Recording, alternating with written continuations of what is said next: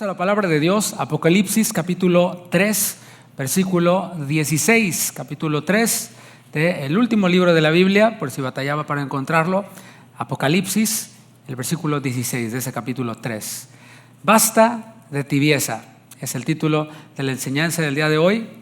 Leemos la palabra de Dios en el nombre del Padre, del Hijo y del Espíritu Santo, que dice así: pero por cuanto eres tibio y no frío ni caliente, te vomitaré de mi boca. ¿Alguna vez han escuchado acerca de los tumores benignos? ¿Sí? ¿Cuántos han escuchado acerca de los tumores benignos? Bueno, para los que nunca han escuchado acerca de los tumores benignos, son crecimientos anormales en el cuerpo. A diferencia de los tumores malignos, que también existen, los tumores benignos no son cáncer. Los tumores benignos solo crecen en una parte del cuerpo particularmente. No obstante, algunos tipos de tumor tienen el potencial de hacerse malignos y por ende cancerígenos. Por esto es que en la mayoría de los casos los tumores benignos deben ser extirpados.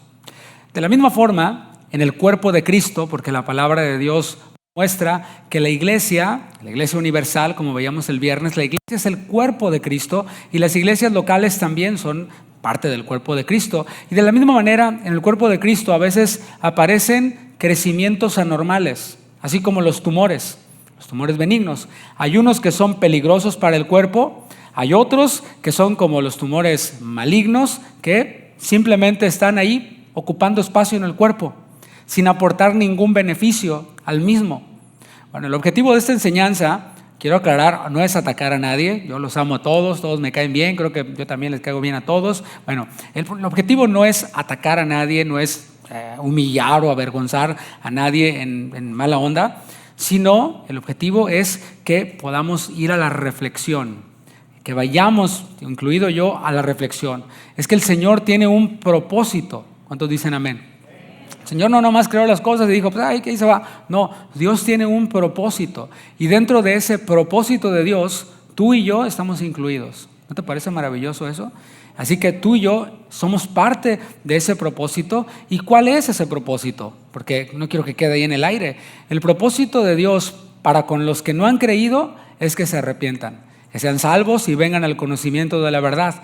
Y la voluntad de Dios para con aquellos que ya creímos, con los que ya somos salvos, es que vayamos hacia la madurez espiritual, que vayamos pareciéndonos cada vez más a Cristo. Y este proceso, llamado santificación, pues va a durar toda la vida, hasta que Cristo vuelva o nosotros vayamos con el Señor. Así que si hubiera alguien aquí que es como el tumor benigno, o sea, que nomás está ahí y no aporta nada al cuerpo, bueno, si hay alguien así, el Señor desea que cambie, porque así lo muestra en su palabra. Y si hay el resto que dice, no, yo no soy como el tumor benigno, yo soy un cristiano maduro, bueno, qué bueno. Pero debemos tomar en cuenta algo muy importante, que si no somos como el tumor benigno, el que solamente está ahí sin hacer nada, podemos llegar a serlo si nos descuidamos.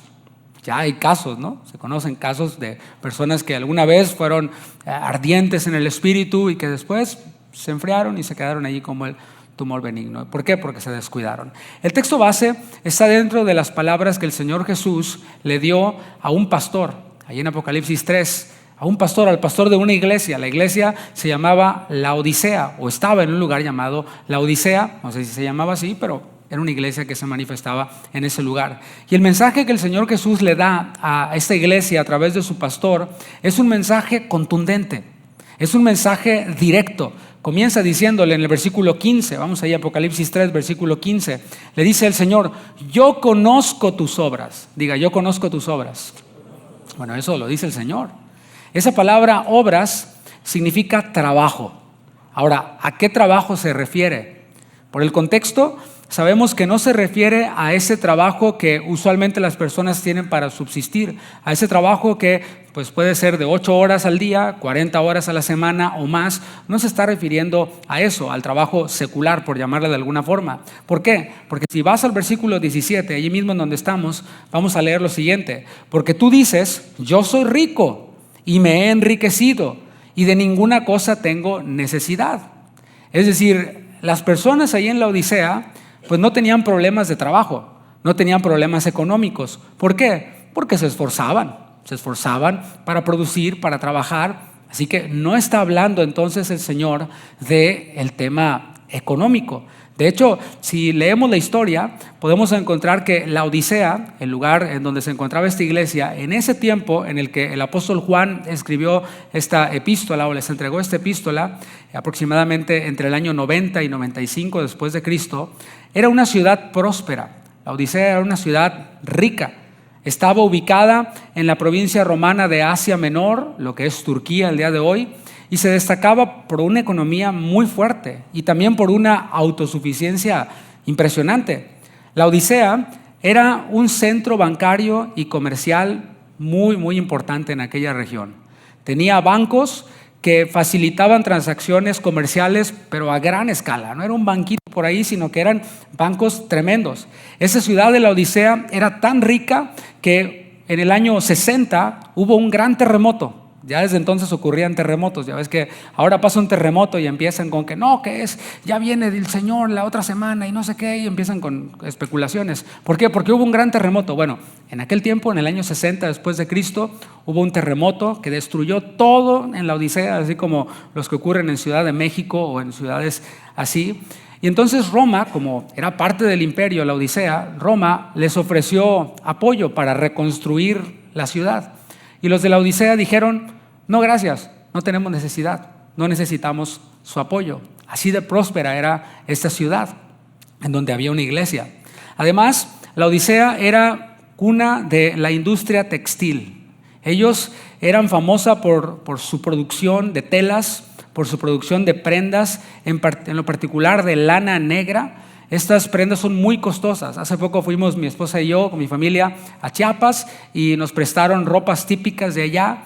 Y bueno, estas ropas eran de lana y las mujeres usan sus faldas de lana negra. Esos ropajes son carísimos. Digo, no sé si sean bonitos o no, a ellos les parecen bonitos, nos los prestaron para la foto nada más, pero son costosísimos. El traje que me prestaron, que era así todo peludo, parecía como de la familia Peluche, era de animal de veras. Este traje costaba $1,200, $1,300, el traje de un varón.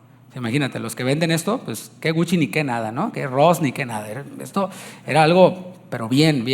Bueno, allí ellos producían prendas de lana negra, las cuales exportaban a otras regiones dentro del Imperio Romano, y esto le ofrecía a la Odisea un prestigio que los distinguía. Era algo así como la Italia de aquel tiempo, ¿no?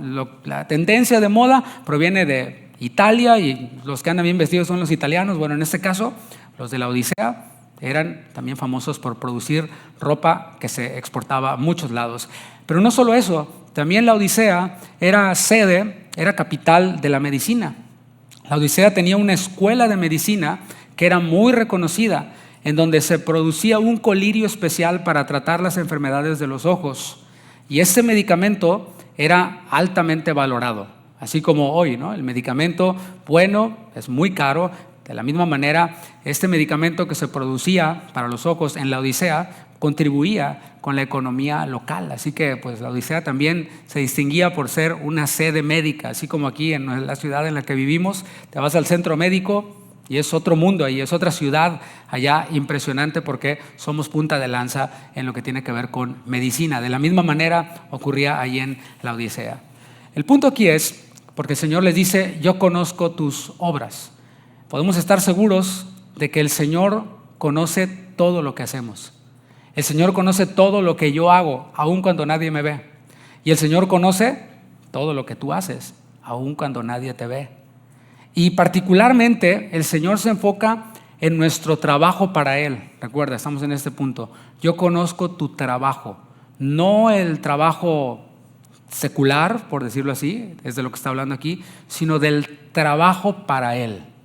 Eres muy trabajador, produces, qué bueno, pero ¿y tu trabajo para Dios?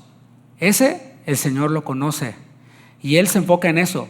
A este trabajo que tiene que ver con lo espiritual, el Señor le llama en su palabra buenas obras. En Efesios 2:10 dice que Él de antemano preparó buenas obras, trabajo, para que anduviésemos en ellas, en esas buenas obras. Y para el Señor, estas buenas obras, este trabajo para Él, siempre va a ser importante, siempre, y va a ser más importante que cualquier otra cosa que nosotros podamos hacer. Es posible que aparentemos que todo está bien. Es posible. Incluso que lleguemos a pensar que no necesitamos ocuparnos más en lo espiritual. No, ¿para qué? Yo estoy bien, no estoy enfermo, tengo buen trabajo, no me falta nada. Ahí que se ocupen los que necesitan, pero yo estoy bien. Es probable, pero el Señor conoce todo.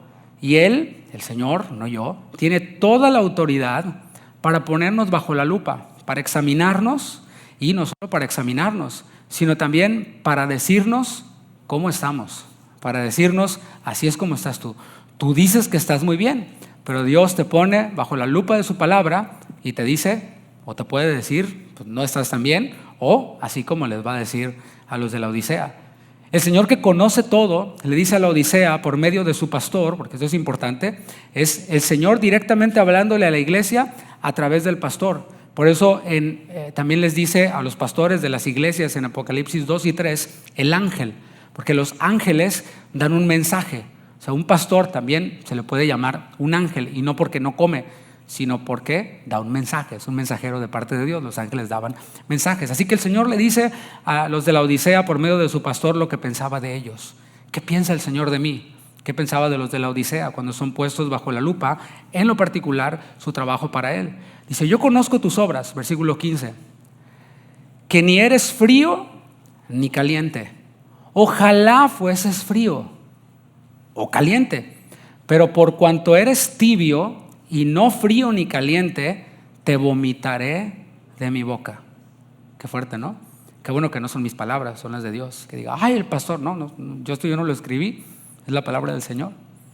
Aquí el Señor está utilizando una analogía similar a la que yo usé, a la del principio, del tumor benigno. El Señor está utilizando una analogía para ilustrar, para describir qué es lo que Él sentía por el trabajo, por las obras espirituales de los cristianos laodicenses. Y a la vez de describir lo que Él sentía, también describe la condición de ellos. Ellos pensaban algo de sí mismos, pero Él describe cuál era su condición. La analogía tiene que ver con agua que no es buena para beber. No sé si alguna vez has consumido agua que no sea potable. De hecho, se supone que en nuestra ciudad nosotros podemos abrir el grifo o la llave del agua y beber esa agua. Por eso a veces nos dan restricciones de que hay que hervir el agua, porque se supone que esta agua es potable. Digo, yo no lo hago ni lo recomiendo tampoco, pero se supone que así es. Pero no sé si alguna vez has bebido agua que te ha enfermado. A veces cuando viajamos a otras ciudades, a otros países, el agua nos enferma o nos enfermamos del estómago, y muy probablemente es porque consumimos agua que estaba contaminada. Bueno, en la Odisea, a pesar de ser una ciudad tan próspera y con todo esto que vimos, tenía una deficiencia, y era que no tenía una fuente de agua propia, por lo que dependía de acueductos que transportaban agua desde fuentes cercanas. Y esta agua que llegaba a través de acueductos, particularmente desde Hierápolis, cuando recorría varios kilómetros, llegaba en una temperatura tibia, pero ese no era tanto el problema, sino que también estaba contaminada con minerales impuros, de tal manera que era desagradable para beber. ¿Por qué? Porque cuando la bebían se enfermaban y vomitaban por causa de estos minerales que contaminaban el agua en los acueductos. Y una manera de identificar el agua cuando estaba contaminada por estos minerales era que estaba en su temperatura tibia, ni fría ni caliente. Y así como el tumor benigno, que no sirve para nada y puede ser peligroso, el agua tibia de la Odisea también era peligrosa y tampoco servía, al menos no para beber. Quizás podías regar con ella, pero beberla pues era inservible para esta función. Y Jesús les dice a los creyentes laodicenses, basta ya de mediocridad, basta ya de tibieza. Y en esa enseñanza nos vamos a responder a la pregunta, ¿por qué hay personas que asisten a las iglesias, incluso con regularidad, pero que son como el tumor benigno, que no están ahí y no aportan nada, no sirven para nada? O como tibios, como lo menciona aquí la palabra de Dios. Y voy a plantear algunas posibilidades. La primera de ellas es que quizás la persona no ha creído en Cristo para salvación. Debo ser muy cuidadoso al plantear esta posibilidad, porque no quiero dar la impresión de que ser salvo sea algo muy difícil o algo muy complicado que es solamente para algunos. No. Quiero ser claro en esto y cuidadoso a la vez. La Biblia nos demuestra que lo imposible ya lo hizo Dios. Jesús dijo en Lucas 18:27, lo que es imposible para los hombres es posible para Dios. O sea, para los hombres es imposible salvarse a sí mismos, aunque hay hombres buenos. O sea, hay hombres que no son cristianos o de otras religiones que son buenos, hacen cosas buenas. ¿Por qué? Porque hemos sido hechos a imagen de Dios, lo que se dice en latín, imago Dei. Tenemos la imagen de Dios, todos los hombres, y por ende hacemos algunas cosas buenas. Y por ende sentimos compasión por algunas personas, pero saben, todo eso no es suficiente para obtener la salvación. Y eso Dios lo sabía desde un principio, desde que creó a Adán y a Eva. Dice la palabra que los vistió con pieles de animales. Y tú dices, ¿y eso qué? Bueno, para que esas pieles existieran, tuvieron que morir esos animales y derramar su sangre. Y desde ahí ya Dios estaba mostrando su plan de salvación para la humanidad, que Él iba a dar a su Hijo. Y Él hizo lo imposible, que Dios mismo se hiciera hombre y habitara entre nosotros, que diera su vida en la cruz, que fuera sepultado, pero que al tercer día resucitara de la muerte. Todo eso imposible para los hombres, Dios lo hizo. Él hizo posible que el hombre fuera salvo de la ira venidera a través de la fe en Jesucristo. Así que lo difícil ya lo hizo también Cristo. Sin conocer pecado, se hizo pecado por nosotros, como dice 2 Corintios 5:21. La Biblia dice que la salvación está cerca de ti. Está cerca de cada hombre, diciéndolo en lenguaje bíblico, cerca de ti está la palabra en tu boca y en tu corazón. No tienes que subir, dice el apóstol Pablo, y no tienes que subir y bajar a Cristo, no tienes que bajar a no sé dónde, no, cerca de ti está la palabra. La salvación no es algo difícil, pero sí requiere fe. Aún así, hay personas que están expuestas a las cosas espirituales, están expuestas a la palabra de Dios, van a una iglesia en donde se predica la palabra de Dios, pero nunca toman una decisión personal por Cristo. Nunca confiesan con su boca que Jesús es el Señor y que Dios le levantó de los muertos, pero creyéndolo en su corazón. Nunca lo hacen. Más bien optan por aparentar. Y estamos en un mundo de apariencias. Pon esto en redes sociales para que vean, ¿sí? Vivimos en un mundo de apariencias y en donde buscamos la aprobación de otras personas, que le pongan like a nuestra foto, que nos den muchos corazoncitos allí en la red social X o aquella. Vivimos de apariencias, estamos en una sociedad así. Y hay personas que son expertas en aparentar, que están de acuerdo con todo lo que pasa en la iglesia y con todo lo que hacen los cristianos, pero en su corazón no hay convicciones. Yo estoy de acuerdo con esto, pero de entregarle mi vida a Cristo, no, gracias, ahorita no. Aunque todo eso está muy bonito, ¿sí? Me gusta cómo cantan, me gusta cómo habla el pastor, de repente grita y me despierta y está bien, está bueno, las canciones, todo bonito, pero de entregarle mi vida al Señor, no, gracias, ¿para qué? Yo estoy muy bien. En el Antiguo Testamento tenemos el ejemplo de dos personas, uno llamado Ofni y el otro llamado Finés. Son nombres hebreos, no le vaya a poner así a sus hijos, están medio raros, les van a hacer bullying en la escuela. Pero Ofni y Finés eran hijos de un sacerdote, del sacerdote Elí. Su historia aparece en el primer libro de Samuel. ¿Quién era Elí? Elí era nada más y nada menos que un sumo sacerdote. Él fue el sucesor de Sansón, famoso personaje bíblico. Después de Sansón vino Elí. Y este hombre Elí, sacerdote Elí, fue nada más y nada menos que el mentor de un profeta muy prolífico del Antiguo Testamento, que fue el profeta Samuel. Elí fue aquel que le dijo a Samuel: cuando tú oigas la voz de Dios, di, habla que tu siervo oye. O sea, estaba acostumbrado a oír la voz de Dios. Ese fue el sacerdote Elí, el cual tuvo dos hijos, los cuales estuvieron rodeados de actividades religiosas. Desde que nacieron ahí en el templo. Y para ellos era lo más común ver a la gente con su animal para el sacrificio, degollar al animal, derramar la sangre, las fiestas judías. Todo esto para ellos era absolutamente normal. El tabernáculo para ellos era el día a día. Lo tenían más cercano que todo el pueblo de Israel. O sea, no había nadie, no había familia que tuviera el tabernáculo más cercano que la familia de Elí y los hijos de Elí particularmente. Había personas que viajaban semanas, viajaban días para llegar a Jerusalén a las fiestas. Y tú dices, ay, está muy lejos la iglesia. ¿Cuánto, hermano? 15 minutos. No, brother. En el Antiguo Testamento vemos a hermanos nuestros israelitas, ¿no?, que viajaban días y hacían algo que se conoce como procesión. E iban en esa procesión multitudes. De hecho, en el Nuevo Testamento narra un momento en el cual iban los padres de Jesús, María y el padrastro José de Jesús, iban caminando hacia Jerusalén en esta procesión.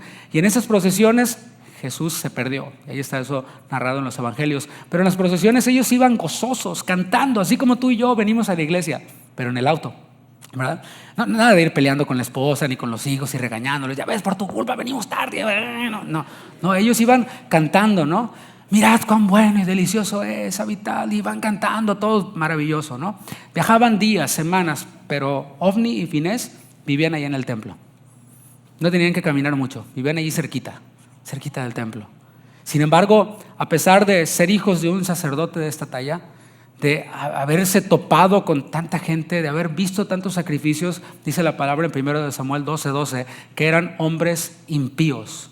Impío significa alguien apartado de Dios, alguien contrario a Dios. Y además dice la palabra que no conocían a Dios. Analiza eso. Vives en el templo, eres hijo de un sacerdote, ves sacrificios, pero no conoces a Dios. Qué terrible condición, ¿no? Eso es en el Antiguo Testamento. En el Nuevo Testamento tenemos el caso de algunos en la iglesia en Corinto, y no todos, quiero aclarar, sino algunos, los cuales tampoco conocían a Dios. Y reflexiónalo, la iglesia en Corinto, en la iglesia habían personas que no conocían a Dios, a pesar de que la iglesia en la que ellos estaban, la iglesia en Corinto, era una iglesia que Pablo les dijo, nada os falta en ningún don. ¿Qué te parece? ¿Don de profecía? Lo tenemos, ¿sí? Y la palabra dice que era tanta la profecía que Pablo les dice, oigan, espérense, de uno en uno, tomen turnos, ¿no? O sea, se suben y dan la misma palabra profética como 5. No, espérate, hay que hacer un orden, ¿no? Uno a uno. Y luego se subían y daban unas profecías que sí como que no, a ver, los demás juzguen la profecía, a ver si se cumple. Y los que van a profetizar han de estar en un orden. Y bueno, habían dones, fluían los dones ahí en Corinto. O sea, no era una iglesia de esas todas monótonas, apagadas, ¿no? Ya sabes qué va a pasar. No, era una iglesia en donde fluían los dones. ¿Lenguas? Las tenemos en Corinto también. La palabra nos indica que hay varios diversos tipos de lenguas, como dice la palabra. El Espíritu da estas lenguas. Algunas de estas lenguas son idiomas para poder predicar el Evangelio, como ocurrió en Hechos capítulo 2, pero también vemos lenguas que nos son dadas por el Espíritu para la oración, para que podamos tener comunión con Dios y comunicarnos con Él en este idioma celestial, en este idioma, si podemos llamarlo así, angelical. Y bueno, eso había también en esta iglesia en Corinto, y habían personas que interpretaban lenguas y habían un montón de dones, y aún así habían personas en esa iglesia fundada por Pablo que no conocían a Dios. ¿Se habrá predicado acaso el Evangelio en la iglesia en Corinto? Por supuesto que sí. A la iglesia en Corinto llegaban personas, predicadores de la talla de Apolos, aquel hombre elocuente en las Escrituras. ¿Te imaginas? Un hombre como Apolos, el cual cuando predicaba todos estaban así, ¿no? ¡Wow! ¡Qué impresionante! Y hablaba, y además lo hacía con denuedo, ¿no? O sea, wow, quiero que predique Apolos. Y ahí a Corinto llegaba Apolos a predicar. Pero espérate, no solo eso. A Corinto llegaba también nada más y nada menos que el mismo apóstol Pedro, o Cefas, el cual caminó con Jesús. ¿Te imaginas? Vengo a darles un testimonio poderoso, hermanos. Mira, cualquiera que me digas no se compara con alguien que caminó al lado de Jesús, que seguramente predicando el Evangelio en algún momento durmió al lado de Jesús. ¿Te imaginas eso? Wow. Ver en primera fila allí a Jesús sanando a un enfermo, dándole la vista a un ciego, haciendo caminar a un cojo. No solo eso, Jesús mismo diciéndole, yo les doy autoridad para que lo hagan, órale vas. Y tú mismo haciendo milagros en el nombre del Señor Jesús, y después yendo con Jesús y diciéndole, Señor, los demonios se nos sujetan en tu nombre. Y Jesús diciéndoles, no te maravilles de eso, brother. Maravíllate de que tu nombre está escrito en el libro de la vida. O sea, imagínate la predicación del apóstol Pedro. ¿Qué tanto no tendría para decir el apóstol Pedro? Pero no solo Pedro, el mismo apóstol Pablo. Aquel que en camino a Damasco iba a perseguir a los cristianos, iba a matar a los cristianos, no importaba si fueran niños, mujeres, lo que fuera. El apóstol Pablo, o Saulo en aquel entonces, los mataba y daba su firma para que los mataran. Pero un día tiene un encuentro con Jesús y le dice al Señor: ¿qué quieres que haga, Señor? Y desde ese momento la vida de Pablo cambia. Ese mismo apóstol Pablo no solo fundó aquella iglesia en Corinto, sino que predicaba allí también. ¡Wow! ¡Qué tremenda iglesia! Me encantaría ir a esa iglesia. Bueno, aún en esa iglesia habían personas que no conocían a Dios. En 1 Corintios 15, versículo 34, el apóstol Pablo les manda decir en esta epístola, porque los de la familia de Cloé fueron con Pablo y le dijeron: ¿sabes qué, Pablo? Esa iglesia es un desastre y hacen esto y esto y esto y esto y esto y esto. Entonces Pablo les escribe esta epístola y en el capítulo 15, versículo 34 les dice: velad debidamente y no pequéis, porque algunos no conocen a Dios. Para vergüenza vuestra lo digo. Wow. O sea, si eso era en la iglesia en Corinto, lo podemos esperar en cualquier iglesia. Yo entiendo que hay iglesias o grupos en los cuales simplemente no se predica la palabra de Dios. Llegas y es un espectáculo en donde se despliega el talento de las personas y de aquí a 10 kilómetros se ve que lo que quieren son lucirse los que están allá arriba y es un show más que nada. Los que están abajo están simplemente viendo y diciendo: órale, qué bonito, qué buena onda. No participo, no me involucro, simplemente qué buen show, qué buena onda traen esos cuates, ¿no? Después se sube un motivador que les dice: Dios te va a bendecir y vas a lograr todos tus sueños y tú eres lo máximo y tú eres la octava maravilla y te pones, ¿no? Te alborota todo, ¿no? Alguien iba a decir amén aquí. Amén, ya se despertó. Pero hay lugares en donde no hay palabra de Dios. Y cuando digo no hay palabra de Dios, no solo digo que ni la Biblia llevan, porque hay algunos que, y no digo porque en físico sea la manera apropiada, ¿no? O sea, también aquí se vale, lo bíblico sería tener pergaminos, pero pues no, ni hay, ¿no? El punto es que no solo no llevan la Biblia, no abren la Biblia, no leen la Biblia, ni siquiera se refieren a nada de la Biblia. Steve Jobs dijo, Napoleón Bonaparte dijo, y quién sabe qué. Dices tú, ¿y la palabra de Dios? Bueno, en lugares así, obviamente, nadie se va a convertir. Nadie va a creer en Cristo en un lugar en donde no se habla de Cristo. La Biblia lo dice: ¿cómo creerán en aquel del cual no han oído? Y en esos lugares quizás salgan motivados, quizás salgan así empoderados para hacer negocios, pero salen con sus pecados porque no se predica a Cristo. Yo entiendo, hay iglesias en donde una gran cantidad, no solo unos cuantos, no conocen a Cristo porque no se les ha predicado de Cristo. Pero, por otro lado, puede ser el caso de personas que asisten a una iglesia, así como la de Corinto, en donde hay dones, hay excelente palabra, excelentes predicadores, se predica el consejo de Dios en su totalidad, pero simplemente estando ahí no han querido abrirle la puerta de su corazón al Señor. También puede ser el caso. Y ese puede ser el motivo, el primer motivo que presento, por el cual algunos están ahí tibios, están ahí como el tumor benigno. Ni rechazan el evangelio, ni creen en el evangelio. Son, como se conoce, agnósticos. Un agnóstico es alguien que dice: pues no tengo evidencias suficientes para creer, pero tampoco tengo evidencias suficientes para no creer. Así que yo me quedo aquí en el medio. Decía alguien que conocí hace tiempo: yo no soy hermano, yo soy primo. ¿O tibio?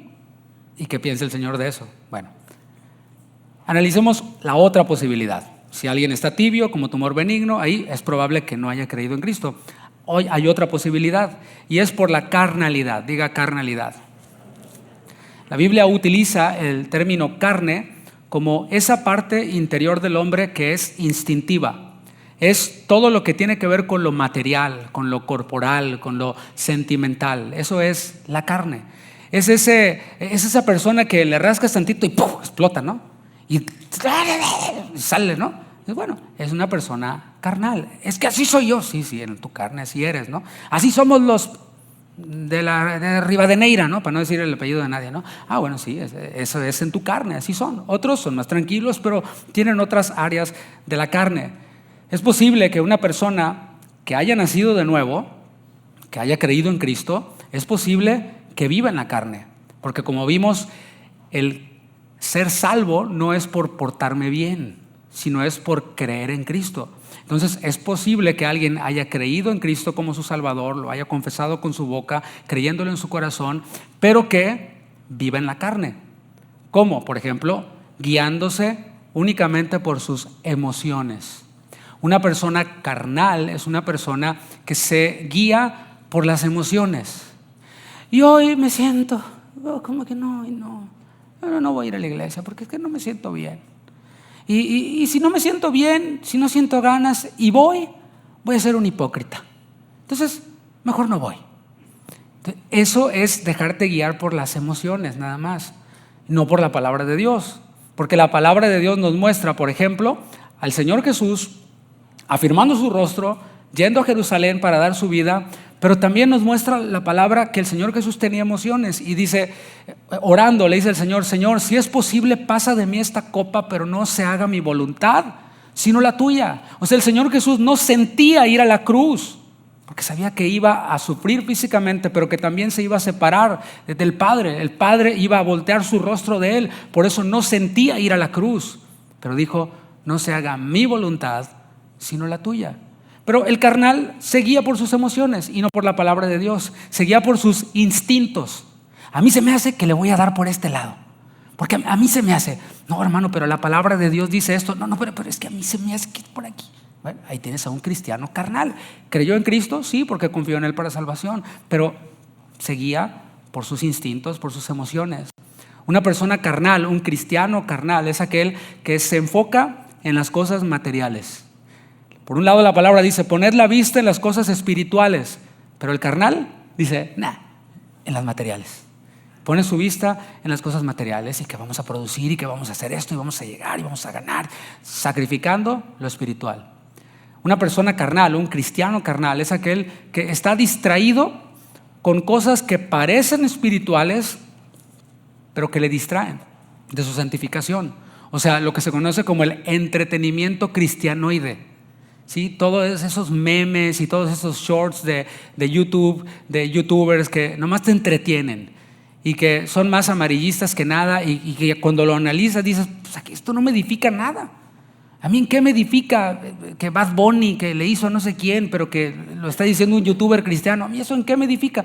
Bueno, son cristianos carnales.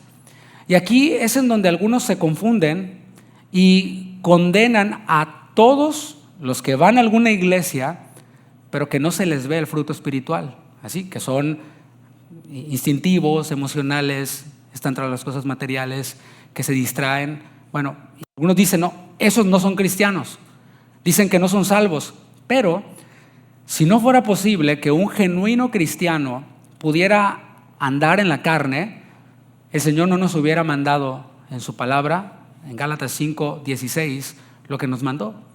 Gálatas 5:16 dice, digo pues, andad en el Espíritu y no satisfagáis los deseos de la carne.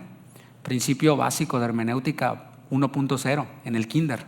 O sea, la interpretación bíblica es preguntarme a quién le fue escrito esto. La epístola a los Gálatas, a ver, les voy a dar chance de ponerles palomita, a ver. La epístola a los Gálatas, ¿a quién fue escrita? Es como de qué color es el caballo blanco de Napoleón, ¿verdad? Pues ya les dije la respuesta. A los Gálatas, a cristianos que vivían en la región de Galacia. Entonces, a estos cristianos, pueblo de Dios, que habían creído en Cristo, el Señor les dice a través del apóstol Pablo, anden en el Espíritu y no satisfagan los deseos de la carne. Así que podemos ver que es posible que un genuino cristiano sea carnal, que ande en la carne. De lo contrario, no existiría este versículo, es más, ni toda la epístola a los Gálatas. Esa palabra andar que aparece ahí tiene que ver con un estilo de vida. Diga estilo de vida. Cada uno de nosotros tenemos un estilo de vida. Me despierto en la mañana, hago esto, desayuno, voy aquí, voy allá, regreso los lunes, los martes, y eso se va repitiendo. Es un ciclo, ese es tu estilo de vida, ese es tu lifestyle, para que me entiendan los que hablan inglés, ¿verdad? Son las actividades que rodean a una persona y tiene que ver con todo.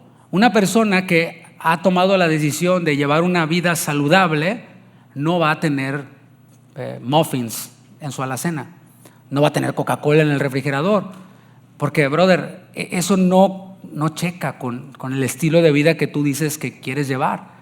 Dices, pastor, con razón, estoy como estoy. Pues sí, ya ni pases por ahí en el supermercado por donde venden las Coca-Colas, porque vas a querer echarle una. Y eso no va con el estilo de vida que tú te propusiste el 31 de diciembre, ¿eh? Digo, ya estamos en febrero, ya pasó la Candelaria. Pues bueno, ya hermanos, ya los tamales y todo, ¿no? Estamos hablando de un estilo de vida, eso es andar en el Espíritu, dice la palabra de Dios. O sea, vivan en el Espíritu, que su estilo de vida sea un estilo de vida espiritual, que todas sus actividades, las que los rodean, tengan que ver con lo espiritual. Lamentablemente, para algunos que creyeron en Cristo, lamentablemente las cosas espirituales solo ocupan una pequeña, mínima parte entre sus múltiples actividades. Es decir, yo tengo mi estilo de vida, hago esto, y en todo eso, a lo mejor voy a la iglesia. Si todos los astros se alinean, voy. ¿Sí? ¿Te fijas? Ahí, mínimamente. No estoy diciendo que esta persona no haya creído, aunque es posible, pero también es posible que alguien que creyó esté rodeado de actividades y dentro de ellas solamente una mínima parte la ocupa el trabajo espiritual, ¿eh? No estoy diciendo Dios, no, sí, Diosito es muy importante, no. Estamos hablando de yo conozco tus obras, trabajo espiritual, la oración, la lectura de la palabra, la comunión con otros creyentes. Nada de eso es prioridad para algunos cristianos, lamentablemente. Y lo más impresionante de todo esto es que personas así, en algún momento de su vida, cuando se convirtieron, vieron cosas tremendas. Vieron cosas milagrosas. Ellos mismos fueron objeto de milagros. O sea, creyeron en el Señor, tenían X o Y enfermedad y el Señor los sanó, el Señor los transformó, los sacó de tal o cual manera de vivir, pero ahora están tan ocupados y rodeados de otras cosas que lo espiritual, todo esto que mencioné, ocupa una mínima parte, si es que lo ocupa. Se enfriaron, optaron únicamente por cumplir. Yo cumplo. ¿Sí se entiende? O sea, llego tarde, nomás llego para cumplir. Me conecto al discipulado, ya cuando ya se va a acabar, nomás entro y que me ve el pastor, le hago y me desconecto, bye. Yo sé que no ocurre, por eso lo digo, ¿no? Personas que se conformaron únicamente con hacer lo mínimo en lo que tiene que ver con lo espiritual, lo mínimo. Veo el devocional que envió el pastor, ya lo vi. Nomás lo vi, no lo leí, nomás lo vi, dije, ya me persigné y ya está, ¿no? Y esto todavía se pone más serio cuando personas así, como las que estoy describiendo, repito, y hago énfasis, creyeron en Cristo. No estoy diciendo se van a ir al infierno, no, son salvas, porque confiaron en el Señor para salvación. Pero que algo ocurrió y se enfriaron, y bueno, lo más terrible es cuando les va bien a estas personas. Cuando a pesar de hacer únicamente lo mínimo solo por cumplir, y eso si acaso les va bien, que tienen salud, por ejemplo, dicen, mira cómo estoy yo, y tengo salud. Y mira, aquel que busca a Dios está enfermo, no, pues mira. O que tienen trabajo, dicen, no, trabajo, pues a mí no me falta, ni dinero, yo estoy bien. O que tienen hijos y que sus hijos pues les salieron buenos, se portan bien. No, pues mira, mis hijos pues no conocen a Cristo, pero pues, se portan bien. O a lo mejor hasta conocen a Cristo. Y dicen, mira, ¿cómo estoy yo? Yo nomás hago lo mínimo y mira a mis hijos. Es más, hasta le llegan los papeles. Ahorita que está trending topic ese, ¿no? Mira cómo estoy yo. Y hasta los papeles ya me llegaron. ¿Cómo ves? Y esa era precisamente la condición de los cristianos laodicenses. La iglesia de la Odisea también aparece en Colosenses capítulo 2. Vamos allá a Colosenses capítulo 2, versículo 2. Dios nos habla. ¿Cuántos dicen amén? Bueno, y Dios nos habla de muchas maneras. Hay veces que Dios nos habla bajito, así como cuando le hablas a tu hijo. Oye, hijo, haz esto. ¿Sí? Y bueno, hay veces que no lo haces, o no lo hace, tu hijo. Entonces ya tienes que levantar la voz un poquito más. Dijo, te dije que hicieras esto. Sí, ahorita. ¿Y qué haces después? Ya le subes, ¿no? Le vas subiendo. Y ya, bueno, Dios también nos habla de muchas maneras. Y Dios les habló a los de la Odisea en Colosenses capítulo 2. a través del apóstol Pablo en esta ocasión, les habla a ellos. Ahí aparecen los cristianos laodicenses y les da, analiza bien el mensaje y piensa en de quiénes estamos hablando, de los laodicenses, cristianos en la Odisea. Les dice Pablo en Colosenses 2:2, para que sean consolados sus corazones, unidos en amor, hasta alcanzar todas las riquezas del pleno entendimiento, a fin de conocer el misterio de Dios el Padre y de Cristo, en quien están escondidos todos los tesoros de la sabiduría y del conocimiento. Y enfaticé dos palabras, versículo 2 y versículo 3. La palabra riquezas y la palabra tesoros. Receptores, los de Colosenses o los de Colosas y los laodicenses. Y a ellos les está dando Dios como un mensaje en esta ocasión indirecto. A lo mejor usted dice, pastor, me está tirando una indirecta. A lo mejor sí, no estoy pensando en nadie, pero la idea por la cual venimos es para que Dios nos hable. Y por lo general, Dios nos dice, no, pues sí vas bien, échale ganas, pero casi por lo general, como somos imperfectos, van a haber cosas que Dios nos habla en las que estamos mal. Y es ahí entonces cuando sientes la indirecta. Bueno, aquí los laodicenses les estaba llegando la indirecta, hasta alcanzar todas las riquezas. O sea, yo soy rico y me he enriquecido materialmente, pero el Señor les estaba ofreciendo riquezas del pleno entendimiento espiritual para conocer el misterio de Dios, el Padre y de Cristo. Ellos tenían tantas riquezas y tenían también tesoros, se acumulaban estos tesoros. Bueno, y el Señor les dice, en quien están escondidos todos los tesoros de la sabiduría y del conocimiento. El mensaje indirecto para ellos era que ellos tenían riquezas y buscaban cosas, tesoros materiales, mientras que Dios constantemente les estaba ofreciendo riquezas y tesoros de sabiduría y conocimiento espiritual.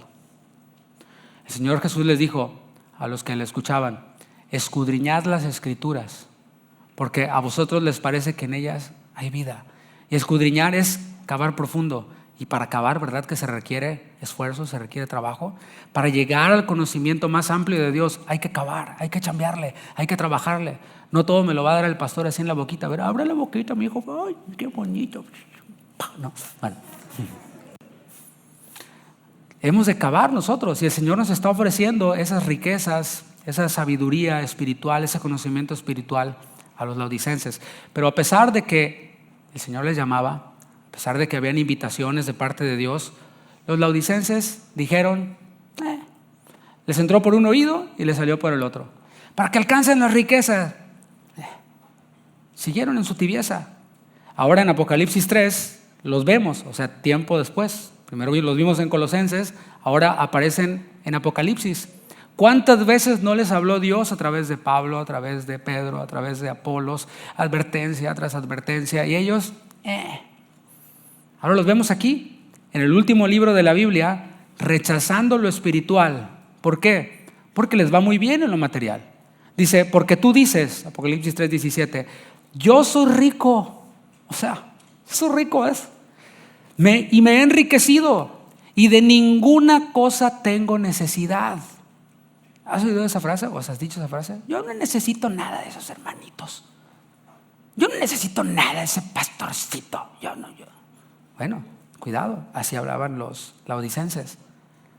Si hubiera algún tibio oyendo en la transmisión, porque aquí no hay, yo sé. Escucha esto. No pienses que por el hecho de que no te ha ido mal, Dios esté aprobando tu tibieza. Es para los tibios, Pues no me ha ido mal. Bueno, no pienses que es porque Dios aprueba tu tibieza. Estamos leyendo. Yo vomito a los que son tibios. Me dan asco los tibios, es lo que estamos leyendo. Esa es la voluntad de Dios, escrita en su palabra. Y Dios no tiene dos voluntades. Él no dice en su palabra, yo vomito a los tibios, y por otro lado a ti te dice, qué bonito mi tibiecito. Dios no tiene dos voluntades. Dios tiene una sola voluntad. No tiene una voluntad para todos los demás y otra para ti. No existe el chiqueado de Dios. En el norte así les decimos a los consentidos, en el norte de México, el chiqueado. No, Dios no tiene chiqueados. Dios tiene su palabra, su voluntad y la expresa aquí y nos ama a todos nos creó con las mismas condiciones y a todos sus hijos, para todos ellos para todos nosotros, tiene las mismas expectativas. Él dice en su palabra que vomita de su boca a los tibios. O sea, no está padre, ¿verdad que no? Estoy hablando de alguien a quien le va bien y que piensa que por eso, pues, está bien su tibieza, no pasa nada. Pero piensa también que hay personas a las que les va mal. Hay personas que en su tibieza les va mal. Bueno, no quiero dar la impresión de que si ese es tu caso, de que estuviste tibio, de que te fue mal, que Dios te va a rechazar. No, Dios no rechaza a los que le buscan cuando están en necesidad. Quiero que quede claro eso. Muchas personas del pueblo de Israel le buscaron a Él en su necesidad y el Señor, yo ya le busqué y no rechazó a nadie. A todos los sanó, hizo bien a los hombres. Cuando trató de rechazar a una mujer sirofenicia, ella insistió y el Señor dijo: ok, voy a romper las reglas contigo, porque había venido primero a las ovejas perdidas de la casa de Israel, pero tú, siendo sirofenicia, aún a ti te voy a hacer un milagro, y lo hizo. Entonces, no pienses que Dios te va a rechazar porque estás en necesidad y estabas tibio. Pero hay algo interesante aquí y hay algo muy relevante aquí. ¿Por qué esperar hasta estar en necesidad para buscar a Dios? ¿Para qué esperar?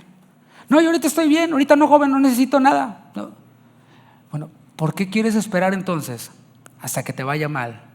Hasta que tengas una enfermedad terminal y te digan: tienes 3 meses de vida. Y digas: ay, ahora sí, Señor, ay, Señor, oren por mí, voy a estar aquí en la iglesia todos los días y ya no me interesan las cosas materiales. Claro, ya sabes que no te las vas a llevar. ¿Por qué esperar hasta ese momento? Digo, si es tu caso, no hay problema, ¿no? Oramos por ti, qué bueno, disfruta tus últimos días. Pero ¿por qué esperar hasta el último momento? ¿Por qué esperar a estar en necesidad para buscar al Señor y ser caliente en el Señor? Ahora bien, estamos hablando de la tibieza y quiero ir a la tercera causa por la cual algunos son tibios. Y no quiero parecer insensible, porque es posible que alguien se encuentra en la tibieza porque hubo algún cristiano que le hizo tropezar. Quizás algún hermano lo traicionó. Quizás sintió esta persona que en el momento más difícil le abandonaron. Bueno, al Señor Jesús también lo abandonaron los suyos. Al apóstol Pablo, cuando estaba ahí en la cárcel, dijo: me quedé solo. En mi defensa ninguno estuvo a mi lado. Me quedé solo, pero el Señor estuvo conmigo. Pero bueno, hay algunos que dicen: en el momento más difícil nadie estuvo conmigo, me abandonaron, los que creí que eran mis hermanos, mis amigos, me dejaron. Es más, hasta el pastor me traicionó. Es posible que eso ocurra y que por ese motivo alguno esté en la tibieza.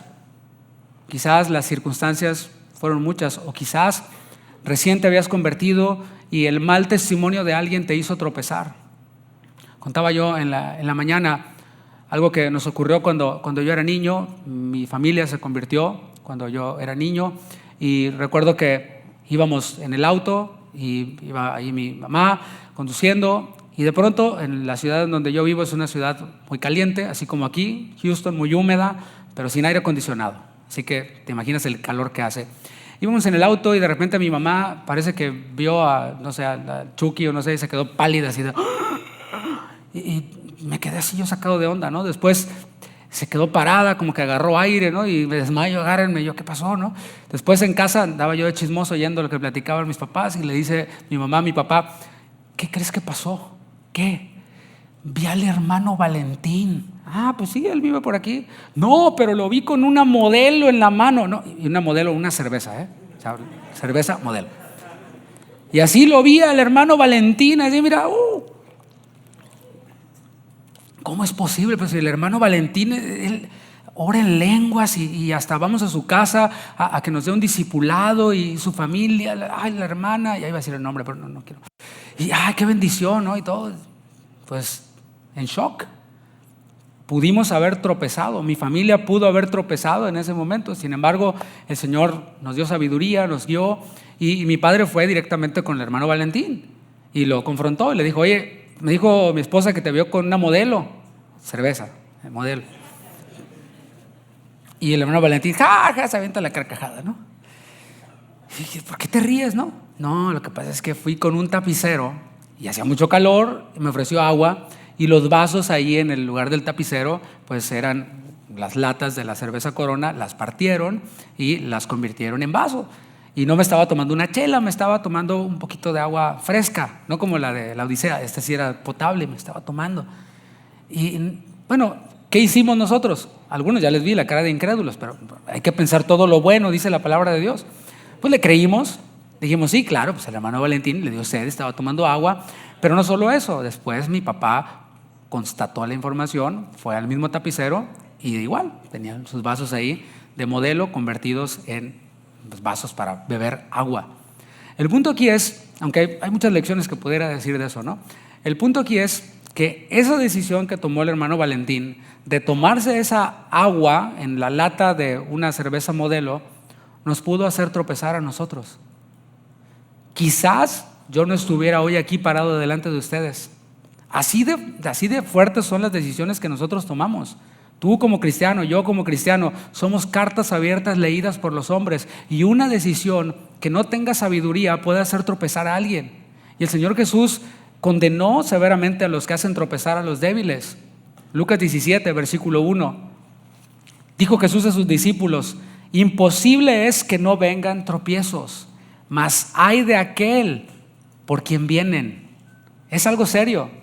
No, es que una chela no me emborracha, pastor. Yo sé, si tomabas como un 18 y no te pasaba nada, ¿verdad?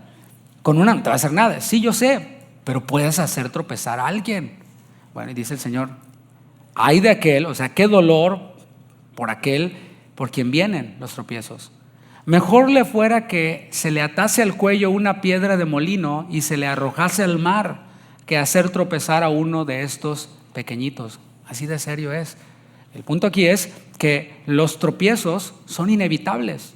O sea, nosotros los cristianos experimentaremos tropiezos, son inevitables. No es que Dios lo mande así o provoque que esto ocurra, pero son inevitables. Y esto fue un ejemplo de nuestra familia, de muchos que pudiera darles, a través de los cuales quizás si nos hubiéramos agüitado por eso, no estaríamos hoy aquí.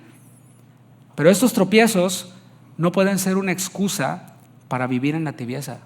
Yo estoy en la tibieza porque el hermano Valentín, porque el hermano Pancracio, porque aquellos no son como, esos son bien hipócritas y yo por eso estoy aquí. No es excusa para no ocuparte en las cosas espirituales de la forma en la que Dios lo espera. O sea, Dios espera, tiene una expectativa, y para que es que nos ocupemos de lo suyo a su manera. No es yo busco a Dios a mi manera. Pues ¿qué crees? There's only way. Nada más hay una manera de hacer las cosas. No es nomás yo a mi manera. ¿Te fijas cómo? No, Dios tiene su voluntad aparte conmigo, en donde yo hago mi voluntad, donde yo le busco a mi manera. No, solo hay una manera, y es la que Dios manda.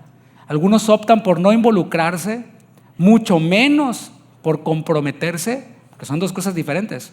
Una cosa es me involucro, o sea, aquí estoy, vengo un ratito, me voy, pero compromiso, no. No, eso, ¿qué es eso de que curso de membresía y que está de acuerdo con contribuir? No, yo comprometerme no me comprometo. Bueno, algunos optan ni por involucrarse ni por comprometerse.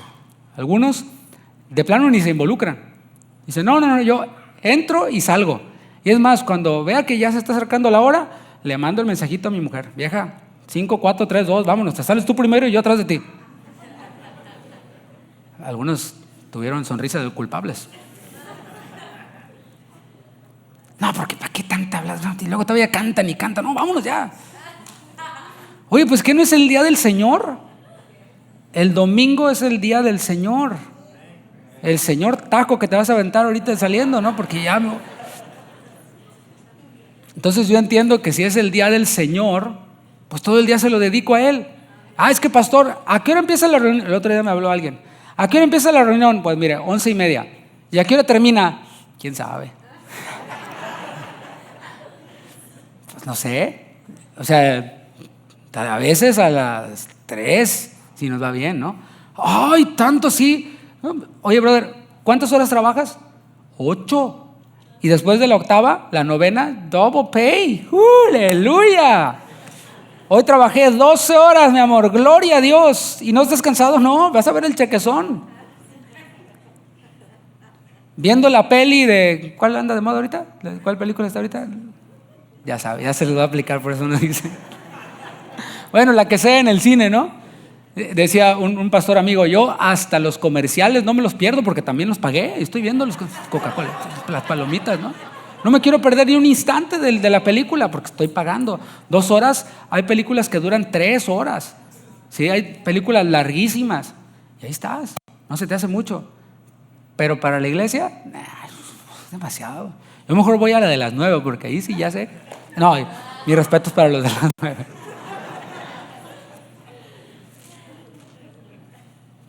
La solución no es irme a un lugar seguro en donde pues no me va a pasar nada, en donde nadie me va a ofender, en donde nadie me va a lastimar, en donde no me tengo que comprometer. La solución no es esa.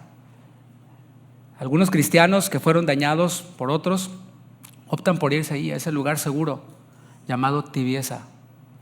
Mi socorro es la tibieza. Alzaré mis ojos a los montes. ¿De dónde vendrá mi socorro? Mi socorro viene de la tibieza. Aquí me quedo, tranquilo, así como el de la foto. ¡Qué agusticidad! Hay que trabajen otros, que le echen ganas. Yo ya le eché muchas ganas y me hirieron. Miren, tarde o temprano los van a herir a todos y van a salir decepcionados. ¿La solución cuál es? La solución es, si te hirieron, en este punto es en el que estoy, la solución es perdonar. Así de profundamente teológica es la enseñanza en este punto. ¿Te hirieron, hermano? ¿Te traicionaron? ¿Te difamaron? ¿Te calumniaron? Lo que quieras. ¿Te abandonaron en el momento más difícil? La solución bíblica es perdona. ¿Y cómo? De la manera en la que Cristo te perdonó a ti y a mí. A mí no me dijo el Señor, bueno, te voy a perdonar, pero allá en la esquina, en el rincón, no quiero saber nada de ti. No, el Señor me perdonó y me sentó con Él en lugares celestiales juntamente con Cristo.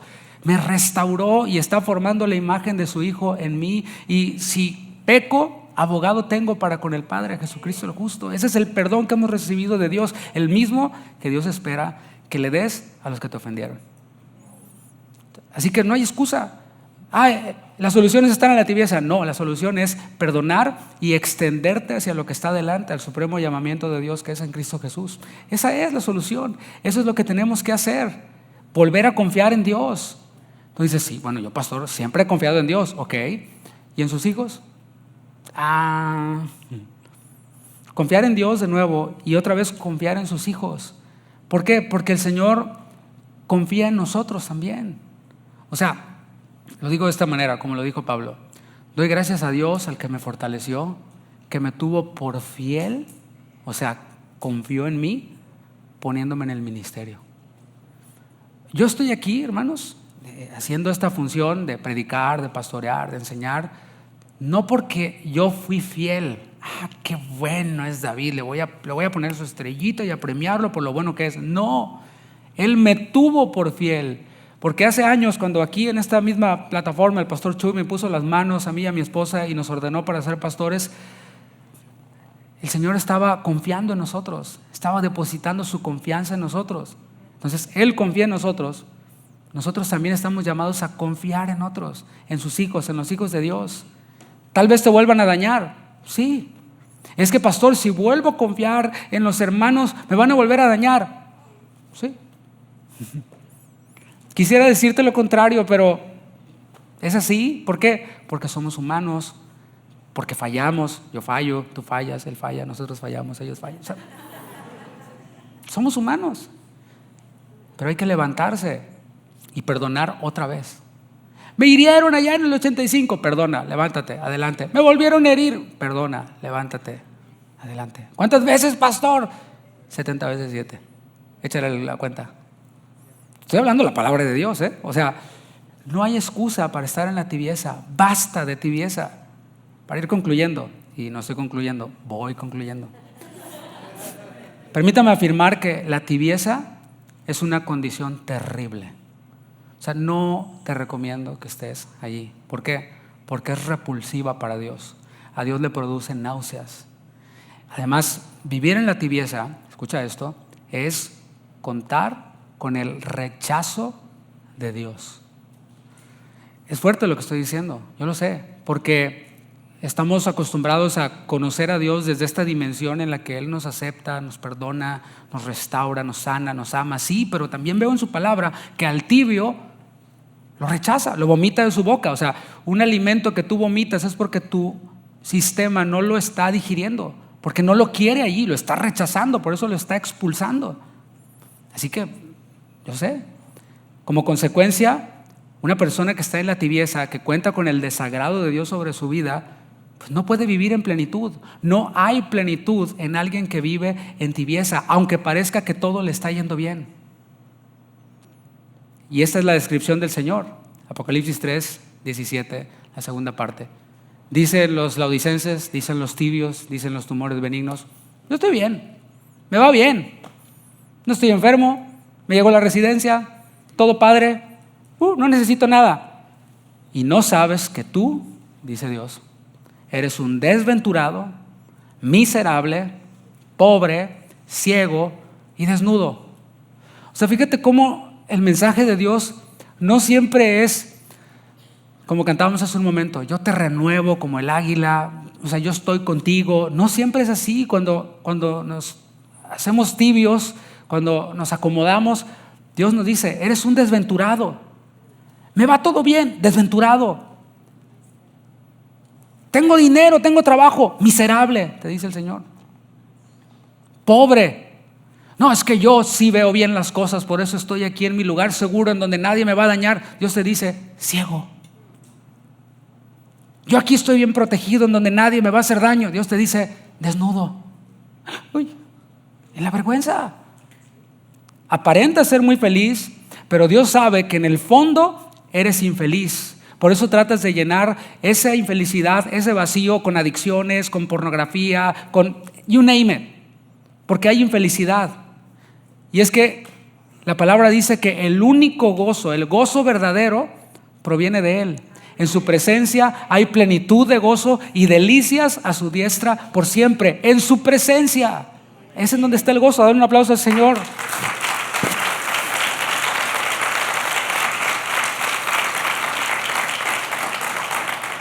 Aparentas que lo tienes todo, pero Dios te ve como un miserable y pobre espiritualmente. Crees que eres muy inteligente, te sientes protegido, pero Dios te ve como ciego y desprotegido. Yo sé que nadie vino a escuchar esto. Yo sé que no dijiste: me voy a despertar temprano, voy a poner la alarma para que el pastor me diga que soy un miserable, pobre, ciego. Pero no lo digo yo, acuérdate, lo dice la palabra, está diciendo. Y es para los tibios.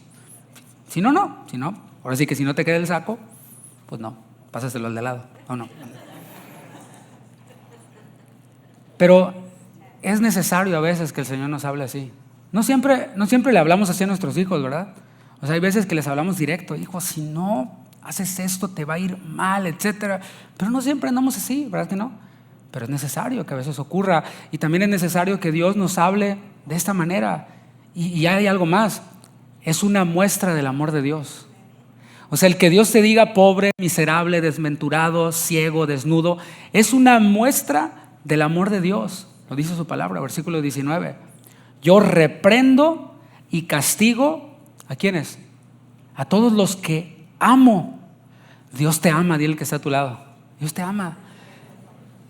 Pero el amor de Dios también se manifiesta así, como dice su palabra, en reprensión y en castigo.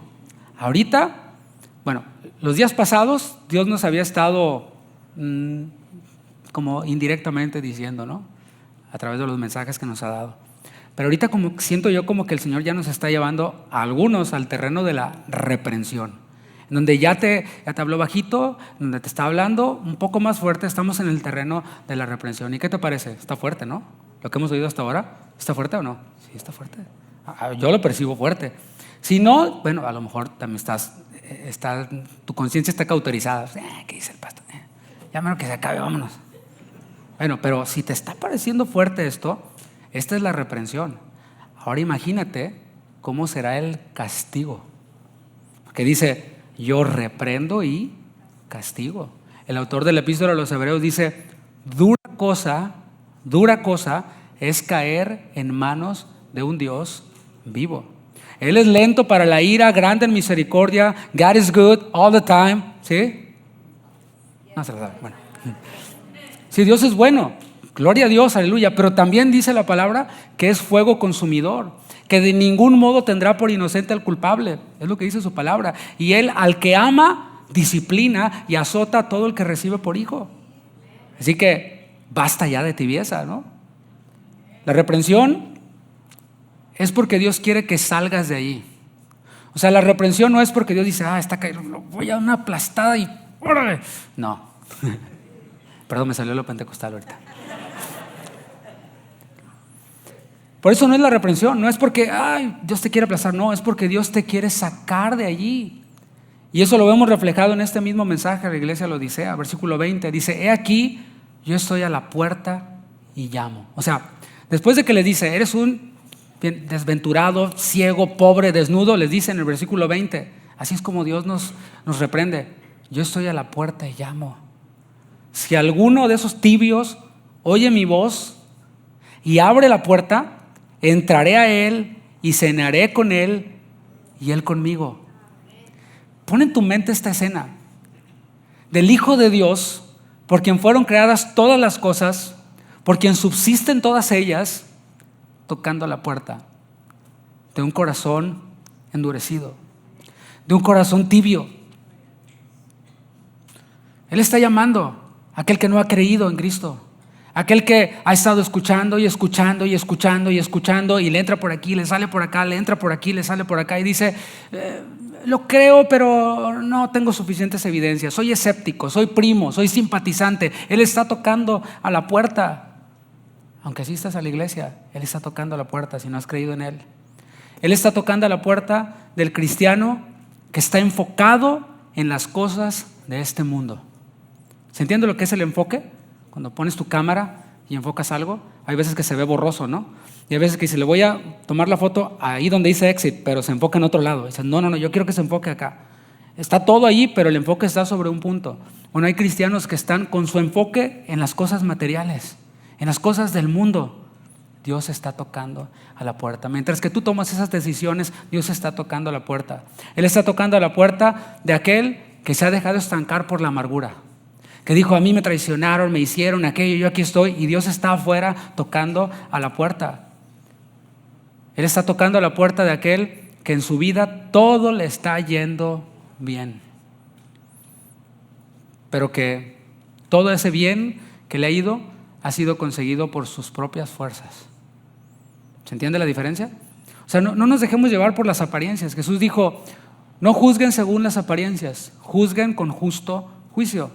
Hay personas a las que les va bien porque son sabias para administrar, además porque transan un poquito por aquí y otro por allá. Y ahora que vienen las taxas, ¿verdad? Pues usted sabe, voy con un preparador que es bien tranza y se le sabe bien a la tranza, sí, pero te hizo firmar un papelito que dice, it's your business, man, I'm out. ¿Sí? Es tu problema, o sea, fírmale, todo esto tú eres el responsable, no yo.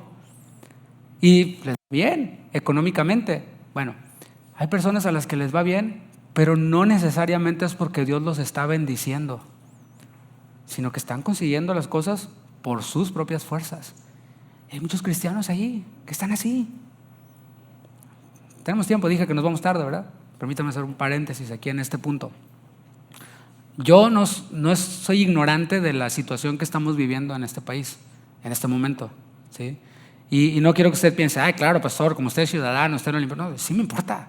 Claro, yo conozco la condición de la iglesia a la que pastoreo. Dice la palabra, conoce la condición de tu rebaño, ¿sí? O sea, yo conozco la condición de mi rebaño. Pero también, como Pablo, puedo decir, yo estoy limpio de la sangre de todos vosotros. ¿Por qué? Porque si llegan a Taquería San Pancho, ¿sí? Migración, llega y se lleva a personas que estaban trabajando allí, ¿sí? Hay que hacernos la pregunta, ¿cómo es que estaban trabajando en Taquería San Pancho si no tenían documentos? Ya está pensando, ¿verdad? Ay, pastor, pues hizo lo que todos hacen. Se fue a la pulga y le dijo, me da un seguro y una licencia y una... ¿Qué más quiere? Sí, ahorita, fake, todo. Eso se llama felonía y es ilegal. Y la persona que hace eso puede estar bajo investigación y enfrenta cargos serios. Deja tú la deportación. Antes de eso, No se están haciendo una cárcel allá en El Salvador, o van a hacer, no sé. Es delito. Ya, o sea, ya se les había dicho aquí una y otra vez y otra vez y otra vez. Y, hermano, yo no te estoy diciendo regrésate, te estoy diciendo no hagas cosas ilegales. Si ya estás aquí, haz las cosas bien, sin hacer felonías ni delitos. Así que si tú no estás rompiendo la ley, ya dimos un mensaje de esto, no tienes nada de qué preocuparte. Ay, no voy a ir a la iglesia, porque no, ¿estás haciendo delitos? No worry. Dios está contigo. Dios está con el que hace las cosas bien, con el íntegro. Entonces, bueno, estoy aquí hablando de este punto en el cual personas que les va bien por sus propias fuerzas, y Dios tocando la puerta desde antes está diciendo, ya deja ese seguro falso, ya quémalo, ya tíralo, haz las cosas bien, confía en mí. Es que no voy a ganar lo que gano. Confía en mí. A lo mejor ganas menos, pero es mejor. ¿Qué es mejor? Obtener lo que Dios te da con su bendición, y ves cómo Dios lo hace rendir, y ves cómo Dios hace milagros, o hacerlo por tu propia cuenta y que no te rinda, y aparte que llegue y te pase algo malo, ¿no? Bueno, Él está llamando a la puerta, y te llama, ¿por qué? Porque te ama, porque quiere cenar contigo. Dice, he aquí yo estoy a la puerta y llamo, si alguno oye mi voz. Pero no basta solo con oír la voz, hay que abrir la puerta. Yo oí muy bien lo que dijo el pastor, lo entendí muy bien. Bueno, hay que abrir la puerta, porque si la abres, dice el Señor, entraré a Él y cenaré con Él y Él conmigo. Comunión con Dios. O sea, en la cena, digo, para los que son de esta generación, en las cenas, en las comidas se platica, no están ahí en el teléfono, ¿no? Viendo, ni se ven, nomás están en el teléfono. No, es comunión. ¿Te imaginas estar sentado a la mesa cenando con el Señor? Sin embargo, requiere de nosotros que tomemos decisiones, que tomemos acciones. Dios razona con nosotros a través de su palabra, y esto es lo que significa arrepentimiento, que cambiemos nuestra manera de pensar. Yo tengo mi manera de pensar, lo que me enseñaron en mi casa, lo que vi en mi ciudad, lo que aprendí en la universidad, etcétera. Pero el Señor razona conmigo a través de la palabra, y todo aquello que choca, todos esos argumentos que chocan contra el conocimiento de su voluntad, tengo que deshacerme de ellos. Es que así somos. Pues cambia. Romanos 12, por las misericordias de Dios les ruego, hermanos, que presenten sus cuerpos en sacrificio vivo, agradable a Dios, que es vuestro culto racional. No se conformen a este siglo, déjense transformar por medio de la renovación de su entendimiento. Así que Él razona con nosotros para que cambiemos nuestra manera de pensar. Y dice el versículo 19, la segunda parte, dice, sé pues celoso y arrepiéntete. Ser celoso, mis hermanos, es ponerle empeño a algo. Alguien que yo soy muy celoso de la limpieza. Ok, sé celoso para el Señor. Es que no puede haber ni una. Ok, así como eres celoso para eso, sé más celoso en tu trabajo para el Señor. Sé pues celoso, te dice el Señor, y arrepiéntete. Es cambiar tu manera de pensar, pero también cambiar tus acciones. Iba para allá, haciendo mi voluntad, todo me va bien, no necesito. Arrepiéntete y hazlo con ganas. Ve hacia el sentido contrario, hacia donde Dios quiere que vayas. Y eso requiere de nosotros hacer un esfuerzo, dejar las excusas, dejar la negligencia. Veamos más acciones que Dios requiere del tibio. Versículo 18. Por tanto, yo te aconsejo que de mí compres oro refinado en fuego para que seas rico, y vestiduras blancas para vestirte, y que no se descubra la vergüenza de tu desnudez, y unge tus ojos con colirio para que veas. Veamos rápidamente eso que está diciendo aquí. Primero les dice, compren oro refinado en fuego. El oro es un material no perecedero. Pasa por el fuego, no le pasa absolutamente nada. Y en la primera carta a los Corintios, esa iglesia que era con muchos dones, pero con muchos problemas también, cuando estaba hablando de la carnalidad de algunos cristianos, el apóstol Pablo menciona la forma en la que debemos sobreedificar nuestra vida espiritual. Nuestra vida comienza con Cristo. O sea, cuando creemos en Él tenemos vida eterna. Ahora ya tengo vida eterna. Ahora, ¿cómo sobreedifico esa vida que Dios me ha dado? Y a eso fue a lo que llamó buenas obras. A eso fue a lo que llamó Pablo obras que pasan por el fuego y no se queman. Oro, plata, piedras preciosas. Pero esto requiere un esfuerzo. Si tú quieres comprar un anillo de oro, ¿sí? Y eres una persona de clase media y es un anillo precioso de diamantes que sabes que se lo vas a regalar a tu esposa y no se le va a poner negro el dedo, ¿verdad? No es como que lo compré en Shein, sino es de una buena joyería. Pues ¿qué tienes que hacer? Le tienes que ir, ¿cómo que endeudarme? No, tienes que ir echándole al cochinito, ¿sí? Para el anillo de mi esposa, ahí está.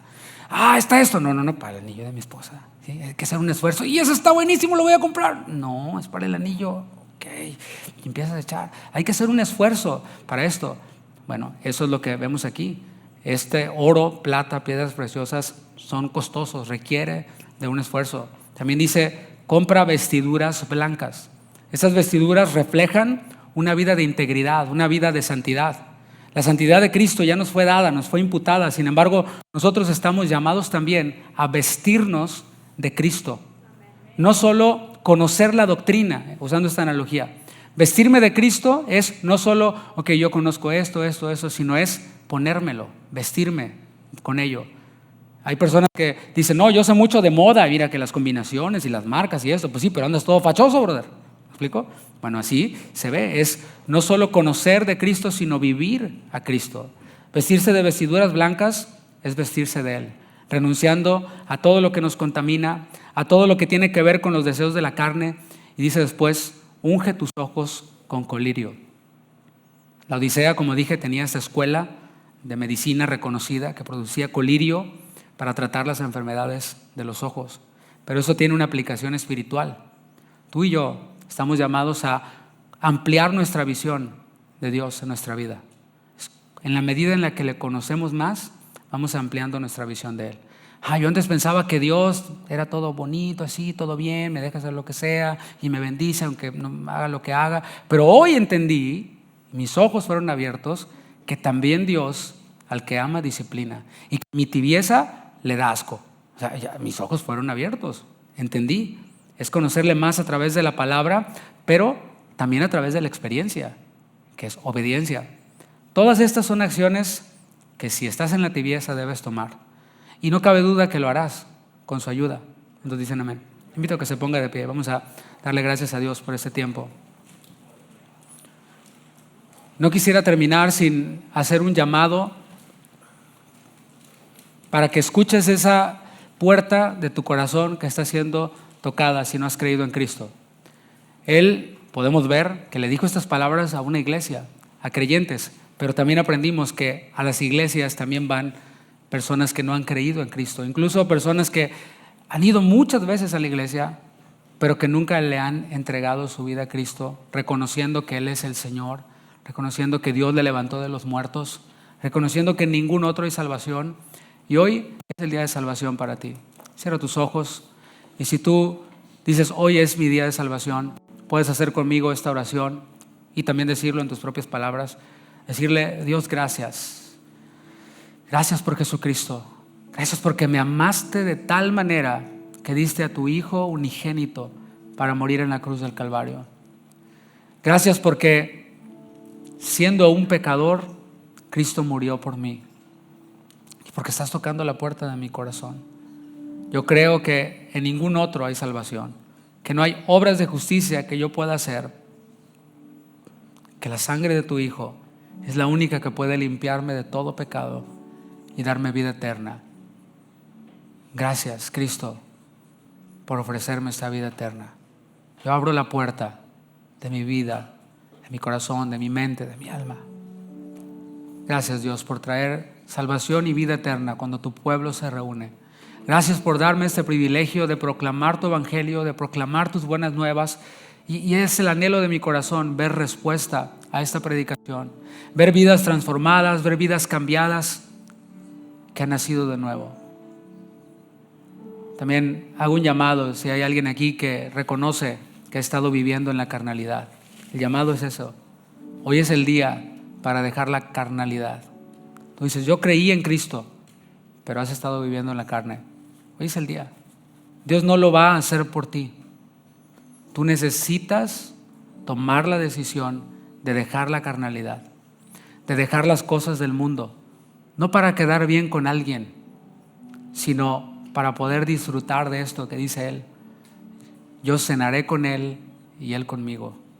y que Él pueda ver nuestras obras y decir: me agradan tus obras. Todo esto requiere valor. Dice la palabra que el reino sufre violencia y los violentos arrebatan. Esto es personas valientes, que son radicales en sus decisiones, pero que no solo toman una decisión y van bien y luego bajan, sino personas que permanecen encendidas. Dile al Señor con tus manos levantadas: Señor, yo quiero permanecer encendido. Yo quiero permanecer con mi lámpara encendida, porque tú desechas y vomitas a los tibios. Hoy, Señor, te entrego mi vida, te entrego todo, Señor. Y si hubiera alguien aquí que está desanimado, el Señor te anima y te dice: yo comprendo, y a mí también me abandonaron, pero no puedes quedarte allí en la tibieza. Levántate y prosigue la meta. Yo estaré contigo todos los días, te dice el Señor. Gracias, Padre. Gracias, Señor. Levanta tu voz, mi hermano. Ahora adórale por un momento, pero si quieres seguir hablando con Él acerca de tu condición, hazlo.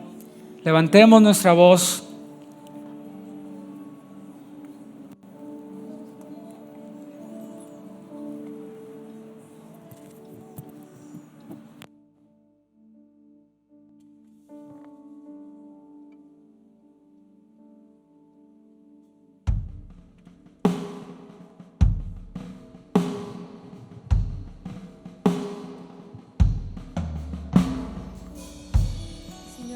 Permanecer firmes para ti.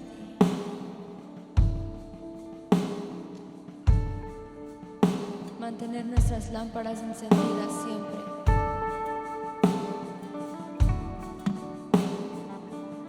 Porque tú pronto volverás por nosotros, y sobre las nubes como Rey regresarás por nosotros.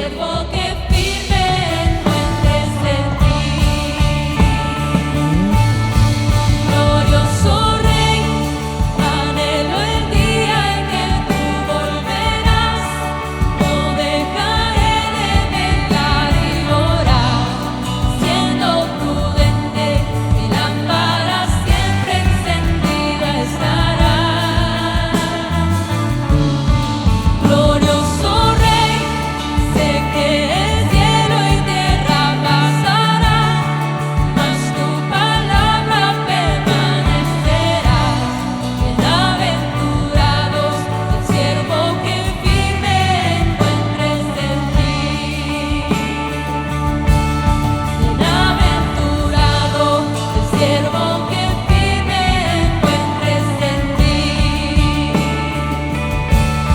Bienaventurado el siervo que firme encuentres en ti. Tú eres nuestro glorioso Rey y tú eres nuestro poderoso Rey que gobierna nuestras vidas. Toma honra, toma gloria, toma loor de cada rincón de nuestras vidas. La tierra y su plenitud proclaman tu grandeza, que nuestras vidas también proclamen tu grandeza, mi Dios. Es nuestro anhelo. Amén. Amén.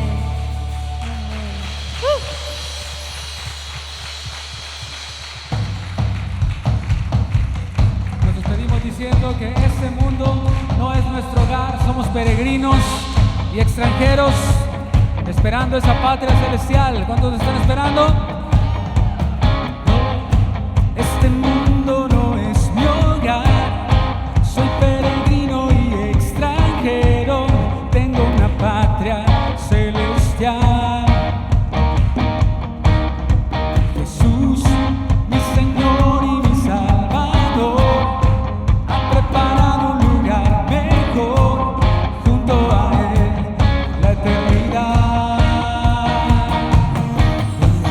No, este mundo no es mi hogar, soy peregrino y extranjero, tengo una patria celestial. Jesús, mi Señor y mi Salvador, ha preparado un lugar mejor junto a Él por la eternidad.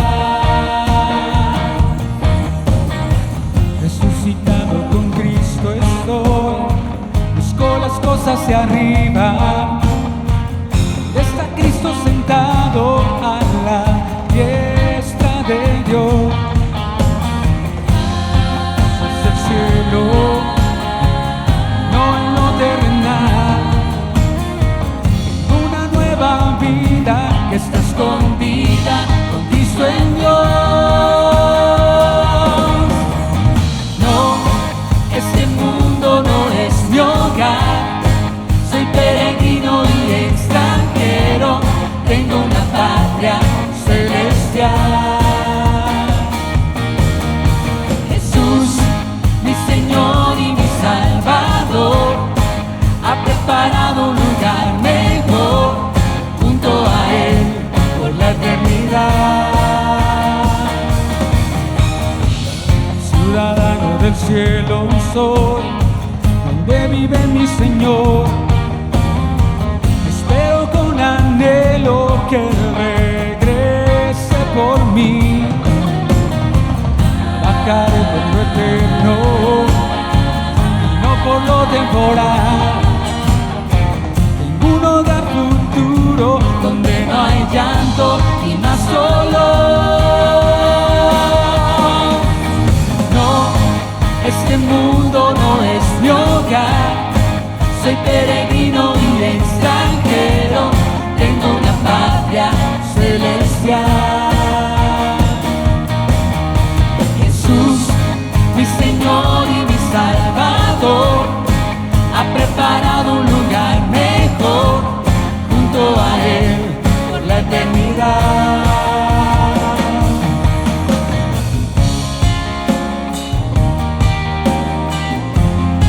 Así es, Señor.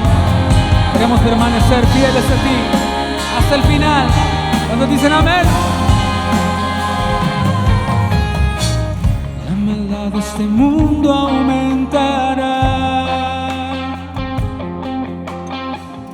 el amor de muchos se enfriará, mas yo permaneceré fiel a ti hasta el final.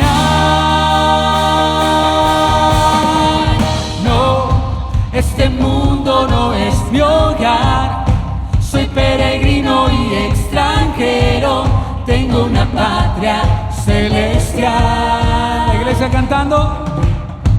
Jesús, mi Señor, ha preparado junto a Él por la eternidad. No, este mundo no es mi hogar, soy peregrino y extranjero, tengo una patria celestial. Jesús, mi Señor y mi Salvador, ha preparado un lugar mejor junto a Él por la eternidad. No, este mundo no es mi hogar, soy peregrino y extranjero, tengo una patria celestial. Jesús, mi Señor y mi Salvador, ha preparado un lugar mejor junto a Él por la eternidad. No, este mundo no es mi hogar. No, este mundo no es mi hogar. No, este mundo no es mi hogar. No, este mundo no es mi hogar. Te alabamos, Señor. Te esperamos a ti, Señor, que nos encuentres encendidos en ti, Señor. Aleluya.